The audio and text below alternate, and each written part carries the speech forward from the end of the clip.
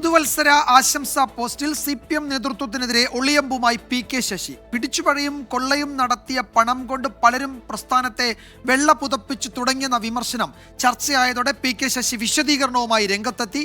Party വിരുദ്ധ പ്രവർത്തനം നടത്തിയവരെയാണ് താൻ ലക്ഷ്യമിട്ടത് എന്ന് അദ്ദേഹം പിന്നീട് വിശദീകരിച്ചു. പുതുവത്സര ആശംസകൾ അറിയിച്ചുള്ള ഫേസ്ബുക്ക് പോസ്റ്റിൽ 2014 തന്നെ സംബന്ധിച്ച് പ്രതിസന്ധിയുടെ കാലമെന്നാണ് PK ശശി വിശേഷിപ്പിച്ചത്.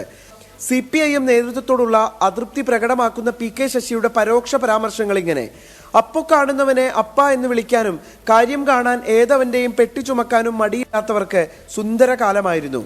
അവരെ കാത്തിരിക്കുന്നത് മഹാദുരന്തമായിരുന്നു. ആയിരങ്ങളുടെ വിയർപ്പ് കൊണ്ട് കെട്ടിപ്പടുത്ത മഹാപ്രസ്ഥാനം പിടിച്ചുപറിയും കൊള്ളയും നടത്തി വെള്ള പുതപ്പിച്ച് ആ പണം കൊണ്ട് ഉന്മാദിച്ചവർക്കും ആഹ്ലാദത്തിന് വക നൽകില്ല പുതുവർഷം.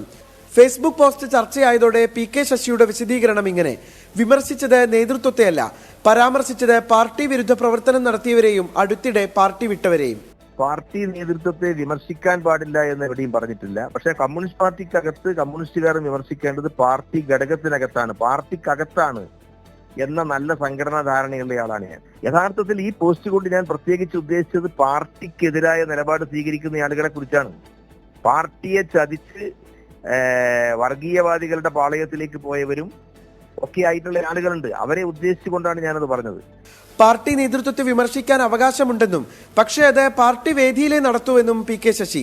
പാർട്ടി കമ്മിറ്റികളിൽ നിന്ന് തരം താഴ്ത്തിയ ശശിയെ KTDC ചെയർമാൻ സ്ഥാനത്ത് നിന്ന് കൂടി നീക്കണമെന്ന ആവശ്യം ജില്ലാ നേതൃത്വമടക്കം ഉന്നയിക്കുന്നുണ്ട്. 24 പാലക്കാട്.